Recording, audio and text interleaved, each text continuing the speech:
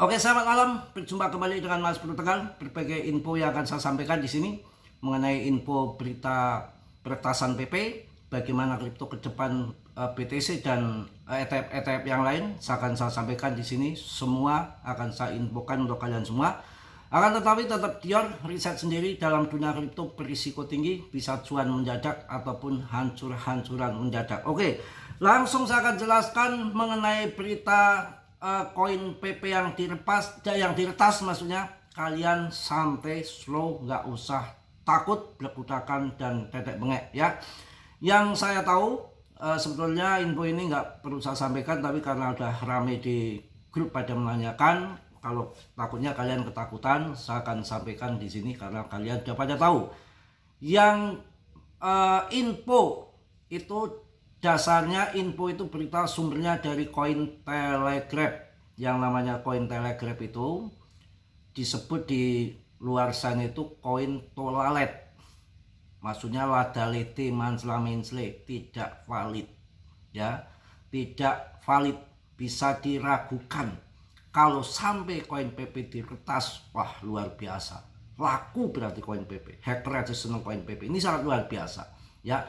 Dan infonya setelah itu bisa diatasi, ketahuan dengan sistem security-nya, tiba-tiba ketahuan nggak jadi diretas. Itu infonya seperti itu.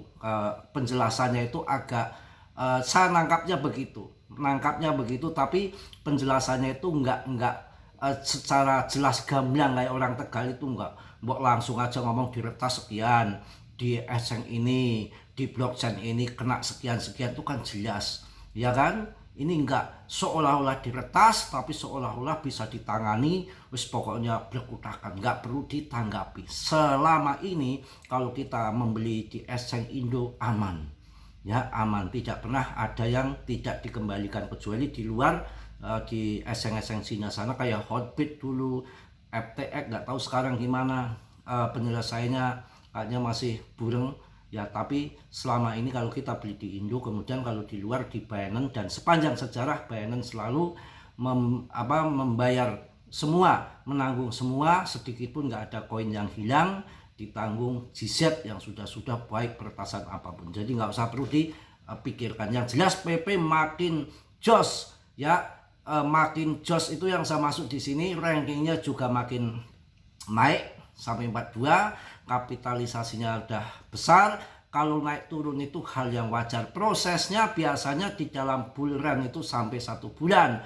Juga rapat FOMC nanti juga tanggal 10 ya. Dana-dana besar dari bank AS, bank kedua dari Rusia, dan juga banyak sekali tahun 2026 itu yang akan masuk ke kripto, yang tadinya anti kripto, adopsi semakin besar. Terus ditambah lagi juga 21 Capital tanggal 9 ini mulai memperdagangkan juga. Jadi banyak berita-berita yang mantap, pemangkasan suku bunga, stimulus, dan jangankan kita nggak jengkel, si Charles Hoskinson aja dikadalin. Maksudnya gini, gimana cara ngomongnya, maksudnya dia kesal juga, merasa dimanipulasi. Dia ngamuk-ngamuk, langsung menuduh dari institusi AS yang menekan harga altcoin. Sedangkan kripto itu kan bukan hanya BTC saja, banyak mereka. Kalau BTC kan yang punya nggak jelas gitu, situasinya kan samaran ya, pokoknya gelap lah gitu. Tapi kan desentralis itu yang menjadikan sesuai supply and demand, maka lebih aman daripada yang sentral. Sentral itu masih dikuasai dengan debt-nya ya. Kripto itu kan bukan hanya BTC, ada ETH, BNB ya, Solana, semua itu bertanding, berdagang, bersaing ya, saling mematikan ya. Nggak soal saling mematikan. Yang jelas kita yakin PP saat ini paling mentereng di antara meme coin yang baru listing bareng pas waktunya bersamaan dengan PP itu. Yang bertahan hanya PP, semua udah banyak yang rupul bahkan scam ya. Kita tunggu yang sampai kita cuan, karena yang saya berdasarkan saksi-saksi ketika saya ngobrol-ngobrol sesama pemain kripto yang saya amati, yang dia bermain dari tahun 2013 sampai sekarang itu nggak punya aset, masih carry, masih membeli karena cara bermainnya nggak sabar, belakutakan, ketika turun ketakutan, kenaput, bahkan ngajak-ngajak yang lain CL, ketika terbang masuk, yang lain terbang pada TP masuk, pokoknya bermainnya semrawut, belakutakan itu, dan tukang ngebut segala macem, pokoknya begitulah. Akhirnya dari dulu sampai sekarang itu hanya jadi calo aja. Kemudian mulutnya yang agak bau dikit saja dibilang salesnya PP, mana ada sales PP itu murni betul-betul nggak ada pra penjualan, nggak ada present, nggak ada membayar influencer. Itu fakta. Yang namanya Vitali aja yang punya blockchainnya aja nggak ada upeti, dia mau masuk ke membeli koin PP, mau punya koin PP, Vitalik aja beli. Tapi kalau debt koin yang lain kan memberikan upeti kepada Vitalik, kan kita dengar sering Vitalik jual meme coin, tapi di PP nggak ada ya. Jadi harus tenang, harus semangat, santai aja, ada prosesnya. Yang bermain baru-baru kemarin tahun 2021 karena cerdas, pakai belajar dengan kesabaran, mereka cuan banyak ya, asetnya banyak ya, karena ini dinamika berubah. Sejak adanya ETF, sejak adanya Mbah Trump, pemerintahan Trump ini agak ngaco ya. Memang ada suatu kejadian yang satu dekade itu di kuartal 1 di tahun depan, sedikit lagi, yang penting lebaran cuan lah, gitu aja ya. Dan karena kejadian ini menjadikan pengalaman kita nanti untuk ke depan, ya jangan masuk meme coin atau altcoin. Ketika bear market hajar semua di BTC dulu ya. Kemudian info yang menarik untuk kalian ini dari info dari 6 indikator dari analis BTC bisa meledak lagi di rekor tahun ini kawan ya. Kita sikat-sikat saja.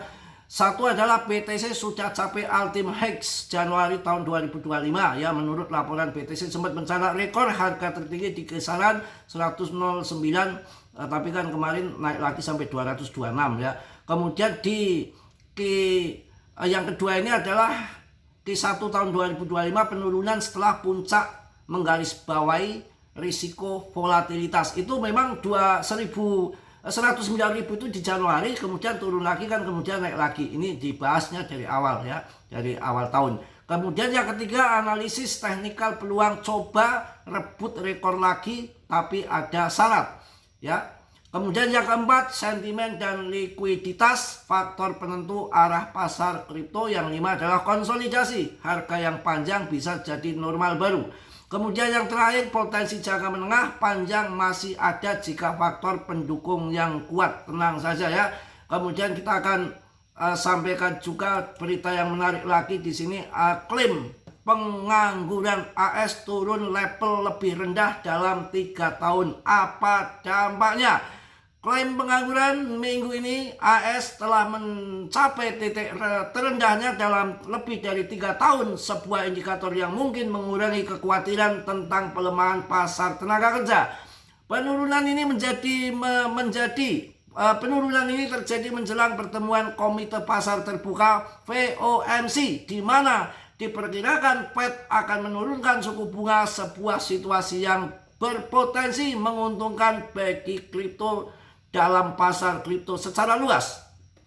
Data terbaru klaim pengangguran, data dari Departemen Tenaga Kerja menunjukkan bahwa klaim awal pengangguran berada pada angka 191.000 untuk minggu yang berakhir pada 29 November, turun 27.000 dari tingkat minggu sebelumnya yang telah direvisi. Ini merupakan angka terendah sejak 24 September tahun 2022 ketika klaim berada pada 189.000. Pokoknya bla bla bla bla bla bla gitu ya. Nanti kalau mati berarti memorinya habis. Kita akan singkat saja.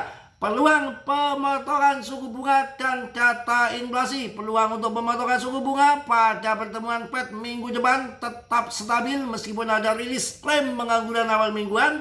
Data CME Fed Watch menunjukkan bahwa saat ini ada peluang 90% bahwa Fed akan menurunkan suku bunga sebesar 25 basis poin ya. Dengan klaim pengangguran awal sudah dirilis, perhatian sekarang berada di data inflasi PCI yang akan dirilis besok.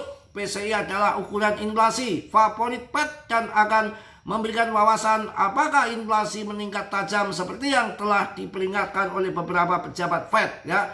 Dampak terhadap kripto, sebuah pembacaan inflasi yang lebih rendah dari yang diharapkan akan memberikan dorongan terakhir menjelang pertemuan FOMC minggu depan. Secara signifikan, BTC dan pasar kripto yang lebih luas telah pulih dalam antisipasi pemotongan suku bunga ketiga tahun ini. Betul kan yang saya sampaikan di pertengahan tahun?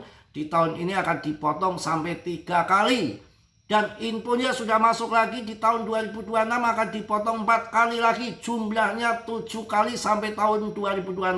Saya rasa tahun 2026 di kuartal 1 masih terjadi pump besar-besaran, sabar. Kemudian setelah banyak pemain-pemain baru dengan modal ratusan triliun dolar masuk kripto dan pangkas suku bunga rendah, banyak yang pinjam untuk masuk kripto di tahun 2026 ini. Baru tahun 2026 akhir pasti Powell sudah, kalau diganti juga sama aja, nanti pasti sudah mulai memberikan warning. Setelah mangkas 7 kali, nanti kemudian dia akan balas dendam, menaikkan suku bunga sampai 20 kali bisa terjadi di tahun 2026 akhir tahun sampai 2027. Kalian siap-siap uang setelah cuan ini di TP, pas bear market kalian masuk, dan itu pun masuknya BTC, yang koin-koin lain tinggal semua ya. Juga akan terjadi bear, akan terjadi pump, itu mereka atur bagaimana. Sekarang kalau dia akan masuk kripto akan bikin cuan, juga dia menunggu juga uang-uang dari institusi dengan uang dari shutdown ya, dari macam-macam belekutakan uang yang masuk, ditambah menggait orang-orang baru masuk kripto. Setelah tinggi baru mereka akan makan. Itu memang permainannya seperti itu ya. Jadi paham jelas, kalau nggak paham ya aduh, sini datang ke Tegal.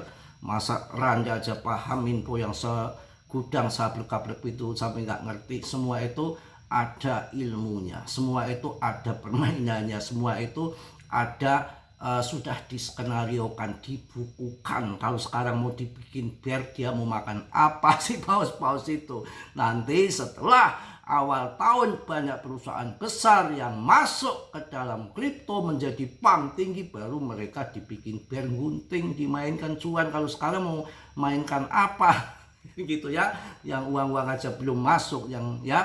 Oke, mungkin itu aja, udah panjang lebar. Yang positif kalian ambil, yang perlu kalian tendang. Kiranya sudilah yang belum subscribe untuk subscribe, yang sudah Mas Bro ucapkan banyak-banyak terima kasih. Salam dari Tegal Mas Bro. Wassalamualaikum warahmatullahi wabarakatuh. Jos.